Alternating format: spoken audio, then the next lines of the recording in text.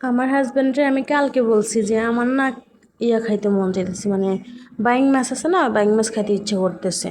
তো আমি এমনিতে সবসময় এমনি কোনো মাছ খাই না, খাওয়ার ভিতরে শুধু ইলিশ মাছটা খাই।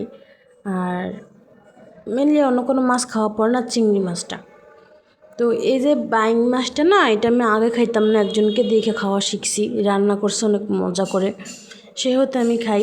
তো বাইং মাছটা আমার অনেক পছন্দ, খাইতে অনেক ভালো লাগে আমার কাছে, মানে আলাদা এরকম একটা শান্তি খাইতে, বুঝে, যেটা অন্য কোনো মাছ খাই আমি পাই না, যেটা সত্যি কথা আজও পর্যন্ত।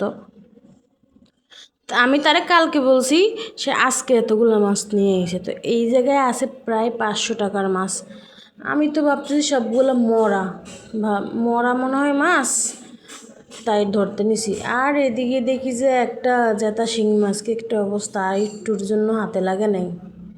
এই যে ও লাফাইতেছে শিং মাছটা, প্রায় ভয়ই পেয়ে গেছি আমি। তো এগুলো মনে হচ্ছে সকালবেলা ধরছি মাছগুলো তাজা মাছ, আসলে তাজা মাছটা খাওয়ার মজাই অন্যরকম।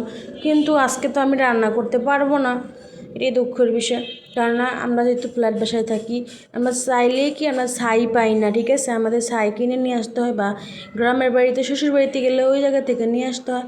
যেহেতু ছাই নাই এখন বর্তমানে ঘরে, ছাই আনতে হবে, তারপর মাছগুলো কুটে তারপর খাইতে হবে।